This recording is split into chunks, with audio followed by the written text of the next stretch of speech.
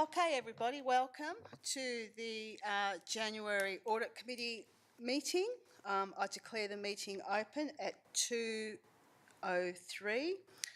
Welcome back, everybody, our first committee meeting for 2026. So I hope you've all had a lovely break and recharged the battery.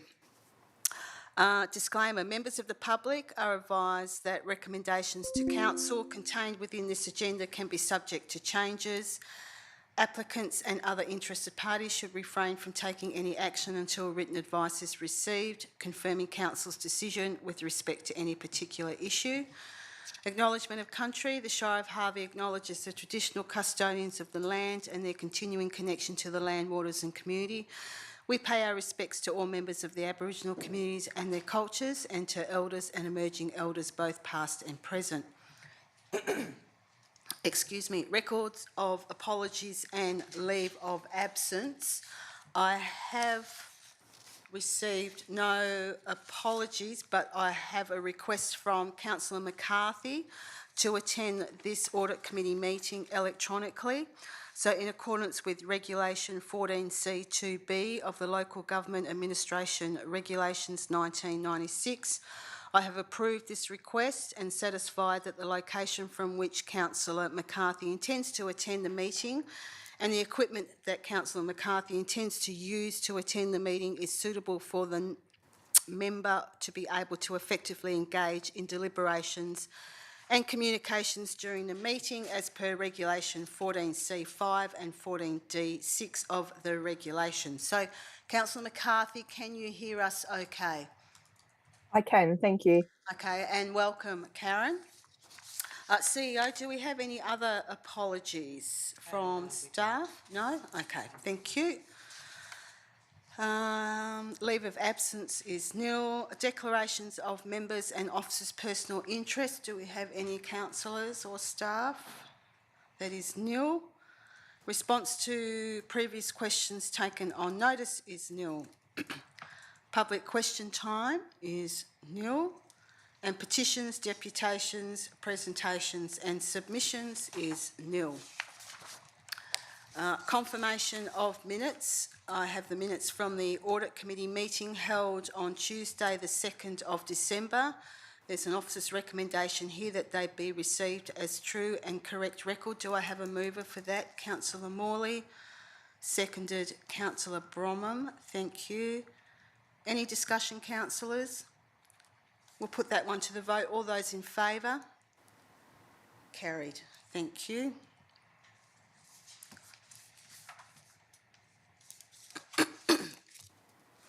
We'll now move into the officers' reports and the purpose of today's meeting. So item 8.1, which is the expression of interest for the independent chair and deputy chair of the Audit, Risk and Improvement Committee. So the purpose of today's meeting is to commence the expression of interest process to appoint those two positions and to agree with the advertising. We require a simple majority, but before we go there, I might just get the Manager Governance just to give us a rundown on these two positions. Thank you. That's all right, CEO? Yes. Sure, through the chair. So you'll notice that attachment 1 contains a candidate information pack. Inside that pack is information relating to the selection criteria, which I suppose is what I want agreement with from the Audit Committee today. It's intended that we'll go out to advertising probably towards the end of the month, and that'll be initially for about a 6-week period. The reason that I didn't stipulate the advertising time frame within the pack is that I didn't want to have to come back to council if we didn't get any submissions, and then I'd just reopen it with the aim of course, of getting someone appointed before the end of the financial year. Once we've run that process, the next stage will be to consider perhaps an interview process for the candidates that have applied, or getting any additional information from those candidates.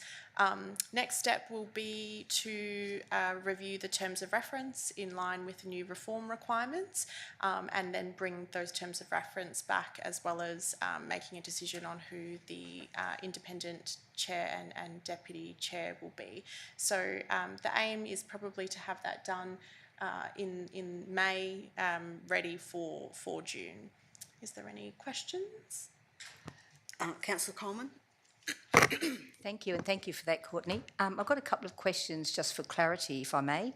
So in the officer's report, paragraph 2, it says that a key requirement is the appointment of both the independent presiding member and deputy. But over the page, under the policy, you've got there's no requirement for the audit committee to have a deputy. So can you just sort of clarify, because that sort of conflicts with each other? Sure. To my thinking, anyway. Through the chair. So there is no formal requirement for us to have a deputy presiding member in the audit committee, but if we do have one, then they have to be independent. So the officer's recommendation is that we go out for both. Potentially we might not get two, and then the terms of reference will reflect that we don't have a deputy presiding member. So if we do have one, it has to be independent, but the audit committee can choose not to have one at all. That might just mean operationally, if the chair's unavailable, that we have to postpone audit committee meetings until they are available. So sorry, so in the officer's report, second paragraph, it actually states that a key requirement is that we must have both. So I'm just, that's what I'm querying. Is that correct? Or, because I read it too, that we had a choice, but you've got it in the same report that we can either have one or the one, or your second paragraph says we actually have to have two as part of the key reforms. So just clarifying that, so that when it comes to council, we've got that correct as well. Yes, so for clarity, if we do have a deputy chair, as we do at the moment, it has to be independent. The council can choose not to have one. I think what Councillor Coleman, if I'm reading it correctly, is just seeking confirmation that it's either, so we can have both positions filled as independent, or one as the presiding, and then it's up to council whether we have a independent deputy. But the report says that a key requirement of the reforms is the appointment of both. We've got both positions listed. To clarify, only if we choose in the term of reference to have a deputy. Okay. Yeah. Then it is a key requirement. Yeah. Okay, thank you for that. Yeah, I couldn't get my head around it quite. Another couple of questions, if I may. Yep. In the introduction for the expression of interest, we're governed by the Local Government Act, the audit regulations and the administration regulations. Why would we not have in there the financial management regulations as well? Do we need to have, if we're listing all of the ones that the chair independent people are going to be governed by, would we not have the local government financial management regulations as well, or is that sort of superfluous to the others? I'd have to take that on notice. Okay. Okay. Sorry, and just to clarify, is there a specific section of the financial management regulations you're referring to? No, because there's no specific reference to the others. I just thought that if that's, because that also talks about the audits and stuff in there, so I'm just wondering did we leave that out for a reason? Is there something in there that we don't want them to be governed by, for example? And yeah, my other query was, as we discussed a little bit earlier through the CEO, the difference, the disparity in the fees. I mean, that's huge. So how do, through to the CEO, do we actually at council level determine how we're going to pay them, or is that an operational thing? And either way, how do we determine that? There are a range of fees that have been set by legislation. Originally, it was up to a value of $450, but there has been a variation to the legislation to increase the remuneration per meeting. We will bring that through to the Audit Committee meeting based on the experience and skills of the candidates selected for the two positions, and then Council can make that decision as to the value that is paid. I noticed that back in, I think it was October, Walga put out a preferred supplier list for these people. Not they didn't publicise it. You can get it. So why would we not use those instead of going out for our own expression of interest? Is there not someone on there that would be perhaps in our area or would be too expensive? Or what's the reasoning by us doing our own as opposed to using Walga's that's already done some of the homework? Through the chair, nothing prevents this expression of interest from being opened up to the preferred supplier panel at Walga either. So It can be we're both. going to do both. Yep. We're doing both. Yep. Thank you. Any other questions, councillors? Councillor Bromham? So my understanding is this is state legislation, so we just have to comply. So this is what we've got to do. However, the state, in doing so, and providing these tools to a committee, aren't providing any funds, and they're passing costs on to the ratepayers. So I find that a bit appalling, seeing that the financial mismanagement of money has usually been at the higher public service area, and that then the state government has done nothing at their level to ensure that they are not equally as comparable as we're trying to make us. So is that a question or a comment? That's a statement. They're absolutely hopeless. Okay, thank you, Councillor Bromham, and noted, thank you. All right, being no other... Yeah, Councillor Coleman. One that's sort of related, but not part of this, I guess, is I noticed that our auditor must become the Auditor General now, rather than an independent auditor. Does that affect our fees? Are we going to pay an increased costing? And how does that work if all local governments have to use the same Auditor General as the auditor? How's that going to work with our timelines? Do we have to restructure our timelines?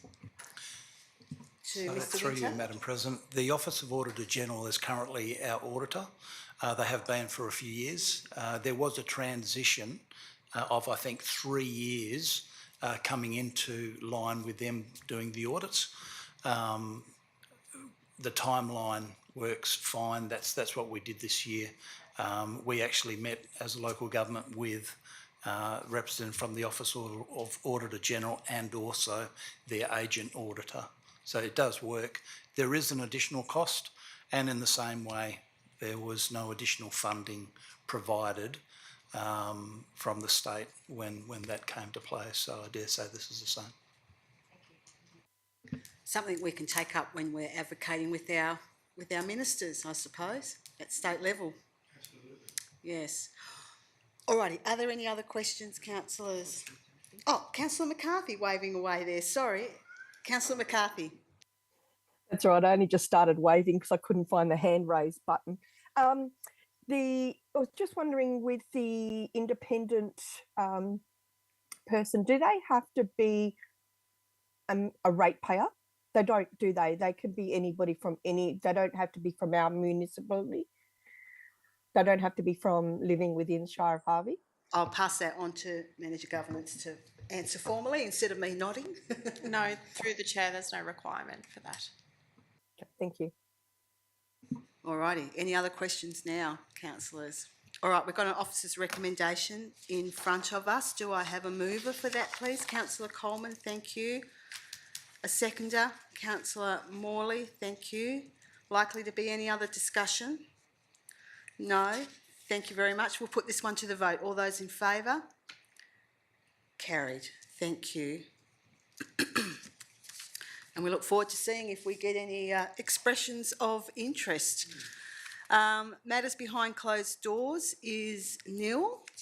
There being no further business, I declare this meeting closed at 2:17, and thank you, councillors and staff, for your time.